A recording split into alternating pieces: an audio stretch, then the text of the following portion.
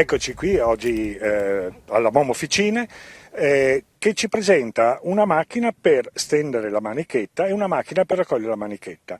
È un'operazione che sembra banale, ma in realtà è estremamente complicata, nel senso che va fatta mantenendo un'equidistanza, va fatta in un preciso momento della stagione colturale e va fatta su superfici molto grandi, quindi la possibilità di meccanizzare questa operazione, anche se in apparenza semplice, è molto importante. Abbiamo qui con noi il tecnico della MOM che ci racconta come è fatto questa macchina. Adesso ha operato, ma è staccata dal trattore.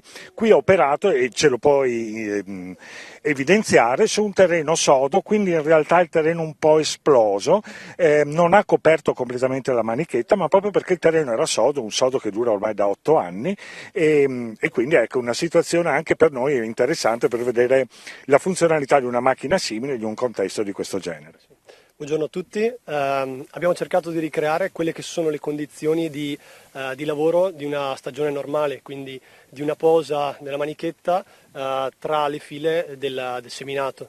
In questo caso è stata posata la manichetta a 90 cm di distanza l'un l'altra, prevedendo una semina di soia a 45 cm.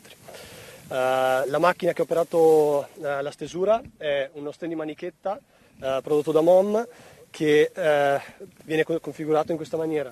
Ha una ruota che permette la regolazione della profondità di interramento, un tubo curvato con un vomere che interra e crea il solco per ospitare la manichetta, una ruota scanalata che mantiene la superficie, mantiene la manichetta in superficie e fa sì che non si giri, e dei dischi di chiusura per rincalzarla in caso venga interrata. Nella parte superiore presenta un portabobine a 2 bobine, quindi uno lavora, l'altro è utilizzato per la scorta. Ci sono differenti opzioni, portabobine con 1, 2, 3 bobine con o senza freno meccanico. Perfetto, sì, dopo ci sono diversi dettagli, ovviamente hanno diversi modelli che variano anche per numero di file. Ecco, un aspetto agronomico noi le interiamo sostanzialmente, correggimi se sbaglio, per 2 motivi. Uno è quello di evitare l'attacco da parte dell'Austrinia nubilalis, della piralide del mais, che ama appunto a livello di larva andare a rosicchiare la manichetta, però quando è interrata desiste. E la seconda per evitare che il vento la sposti, che è poi una delle caratteristiche. Dico bene?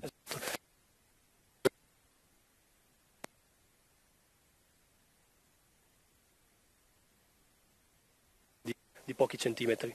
Perfetto, adesso passiamo alla seconda macchina, quella che invece deve raccogliere la manichetta. Vediamo che qui è stato steso, sono già state raccolte, diciamo, a volte fatto il primo giro intorno al rullo avvolgitore. Anche questa è una macchina che può sembrare semplice, ma è veramente estremamente utile perché ci consente di snellire e velocizzare questa operazione. Corretto, questo è il modello dopo. Il modello più performante della nostra gamma. Riusciamo a fare più di 1 ettaro all'ora di raccolta di manichetta e sul seminativo riusciamo a raccogliere 10 metri di lunghezza di lavoro in una passata sola. È completamente idraulico, quindi sia l'avvolgimento che l'apertura e lo scarico della manichetta è completamente idraulico, quindi l'operatore di fatto ha poco da fare. Ecco, difatti quando l'avvolgimento è completato si apre questa bandinella gialla e cade giù il rotolo, uno poi lo fa cadere dove cabe, insomma va a raccoglierlo poi e rimane legato. Perfetto, vogliamo vederla in azione? Ecco, ci spostiamo, intanto vediamo, ecco, sì, l'operazione, insomma qui è stato, forse vuoi aggiungere qualcosa? Ecco. No, ma magari viene raccolto anche il nostro cameraman. Comunque, in questo caso il trattore per semplicità opera in retromarcia, ma in realtà sul campo può andare in marcia avanti e i tubi passano, diciamo, sotto o a fianco del trattore e vengono raccolti in ogni modo.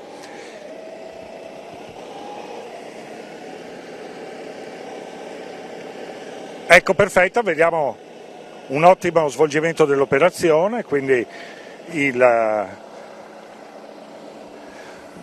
Possiamo inquadrare come si è avvolto completamente. Qui la manichetta erano molto brevi, quindi in realtà non è ancora stato completamente, ecco, completato. Molto bene. Adesso se riuscite a seguirci, salutiamo la MOM e passiamo rapidamente, eccoci qua, scusate che do le spalle, qui abbiamo Graziano Furlan, un altro figlio del Dipartimento Territorio e Sistemi Agroforestali, un appassionato della precisione e che ci vuole mostrare una macchina per la semina che però ha delle caratteristiche peculiari. Allora, perché semina e vieni qui con me, perché semina, parlare di semina qui a una giornata dedicata all'irrigazione? Sì. Domanda difficile, eh? Buongiorno a tutti. Sì, noi come Spectra Agri appunto non ci occupiamo strettamente di impianti di irrigazione, ma di sistemi di supporto, no? E in questo caso abbiamo una seminatrice che è stata trasformata, una Gaspardo, originariamente meccanica, che è stata trasformata con un kit Precision Planting. Cosa abbiamo introdotto in questa macchina? Abbiamo intanto smontato la parte di trasmissione meccanica e installato dei distributori elettrici che ci consentono, sì, certo, i distributori elettrici li vedete qui e qui, col disco, e ci permettono già qui di fare un controllo sezioni e ratio variabili, controllo sezione automatico e ratio variabile della semente. Però questa è una parte, la seconda parte è l'installazione del Delta Force, lo vedete negli elementi magari più esterni, si vede meglio. Delta Force è un sistema elettroidraulico dove c'è una cella di carico che è installata in modo da leggere il carico sulle ruote di profondità, e legge il carico dell'elemento a terra, lo invia quel dato alla centralina e va a comandare questo martinetto idraulico per controllare la profondità di semina. Ecco, in questo modo l'obiettivo è quello di mantenere l'esatta profondità di semina caricando di più l'elemento se il terreno è molto duro e viceversa alleggerendolo se non è necessario. Sì, e inoltre è possibile andare un pochettino oltre, nel senso che già facendo così io vado a garantire una emergenza uniforme e una sincronizzazione degli stadi fenologici della coltura in tutto il campo, no? Quindi una disponibilità di tutti i mezzi tecnici che vado a inserire, quindi l'acqua, i nutrienti, eccetera, nel momento ideale a tutte le piante. Posso fare di più volendo, non in questo kit ma in altri, abbiamo la possibilità di andare a inseguire l'umidità del terreno, cioè possiamo variare la profondità di semina in funzione dell'umidità, in modo tale che entro un range predefinito di profondità il sistema va a comandare l'elemento di semine e va a posizionare il seme esattamente nella zona, alla profondità in cui l'umidità è ideale. Ecco il collegamento con l'irrigazione, no? E con questi sistemi di microirrigazione spesso c'è una fase in cui è carente la disponibilità d'acqua, che è quella dell'emergenza del seme, no?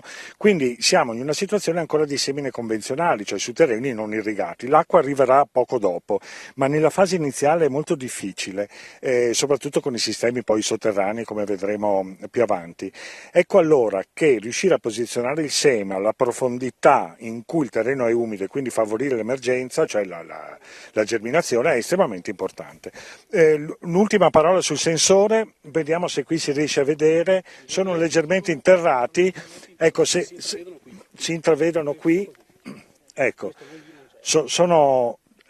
quello sembra una coda di castoro, in realtà è una coda di castoro ma che contiene dei sensori molto importanti, molto avveniristici. Questo è l'unico elemento di semina al momento che dispone di questa tecnologia. Ecco, sì, questi qua sono commercialmente la Precision Planting li chiama Smart Firmer, misurano la temperatura, umidità, sostanza organica, conduttività elettrica e pulizia del solco di semina. Questi sensori, questi parametri possono essere utilizzati in tempo reale o in maniera differita. In particolare la sostanza organica può essere utilizzata per gestire un ratio variabile in tempo reale, potenzialmente, volendo. L'umidità del terreno, e come dicevamo prima, può essere utilizzata per controllare, nel caso in cui si vada ad allestire la macchina, in tal senso a controllare la profondità di semina. Perfetto, hai parlato di lato variabile e questo ci fa venire in mente, finché vengono effettuate le prime riprese, il...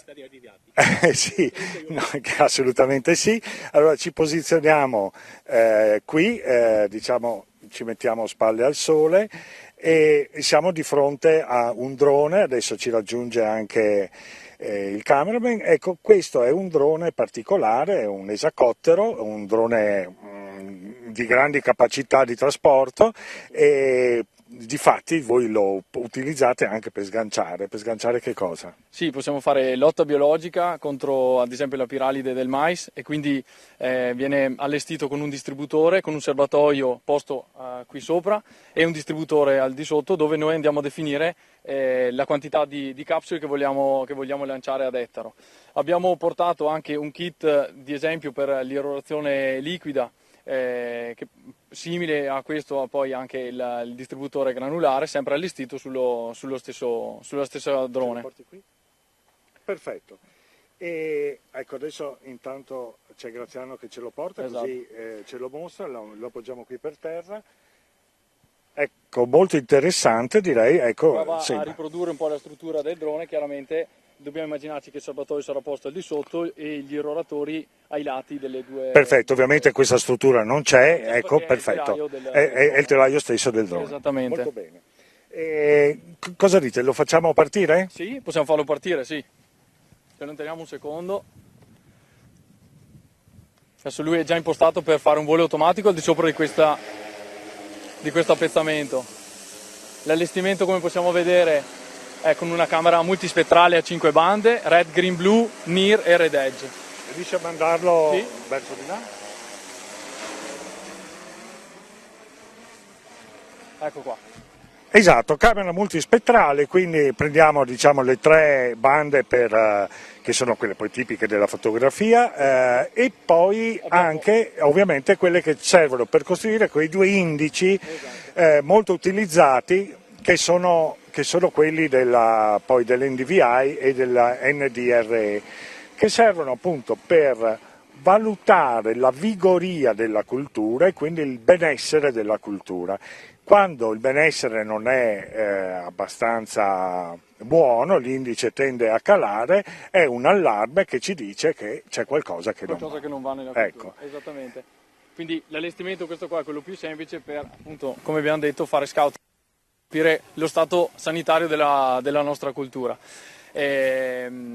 Questo drone, quindi, come dicevo prima, è impostato per fare un volo automatico al di sopra degli appezzamenti, si definiscono la quota e poi il livello di risoluzione, quindi dal centimetro per pixel a terra fino ai 5-6 in base alla cultura e al livello di risoluzione che vogliamo, e poi lasciamo volare il drone che scatterà per ciascuna posizione 5 foto nelle 5 bande che abbiamo detto. Combinate assieme con gli indici vegetazionali otteniamo delle mappe che poi possono essere elaborate fino ad ottenere una zonazione del nostro appezzamento in base a questa eterogeneità interna. Quindi, ad esempio, prendendo l'indice più classico NDVI, possiamo suddividere il nostro appezzamento in 3 zone di vigoria differente, bassa, medio e alta, così da aver consapevolezza effettivamente di come varia il nostro appezzamento interno. Bene, molte grazie. Ci piacerebbe stare qua di più, però insomma il tempo è tiranno. Grazie. Andiamo a vedere l'ultima tecnologia, ma qui chiediamo uno sforzo perché dobbiamo essere non sintetici di più. Allora siamo in compagnia del dottor Nicola Vicino di Chat Electronics. Esatto, che ci propone una stazione meteorologica, però con qualche cosa di particolare, no? Beh, noi abbiamo diverse stazioni, qui ne vedete una delle più allestite e una di quelle più piccole, questa è una di quelle più piccole, e a queste stazioni possono essere abbinati diversi sensori, tra cui anche i sensori di umidità del suolo, che vediamo qui in basso. Questi sono dei sensori che permettono sostanzialmente di rilevare se la nostra cultura ha bisogno oppure no di essere irrigata. Ci sono diverse tipologie con diverse caratteristiche tecniche, si selezionano in base alle esigenze. Ecco, questo è particolarmente interessante, spendiamo un minuto del nostro tempo per descriverlo. Questo è un sensore innovativo, nel senso che è stato brevettato 2 anni fa e a differenza degli altri ha un elettrodo che è molto lungo, è lungo circa 2 metri e consente di avere una misura mediata su 2 metri di terreno, mentre gli altri sensori riportano una misura che è sostanzialmente puntuale.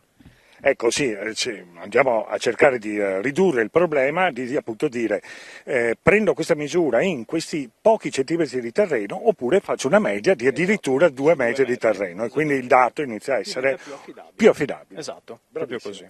E poi abbiamo una stazione meteorologica, diciamo, quasi convenzionale. Io ti chiedo di saltare le parti convenzionali, e anche se meriterebbero sicuramente un approfondimento, ma di raccontarci quel qualcosa in più che voi avete inserito.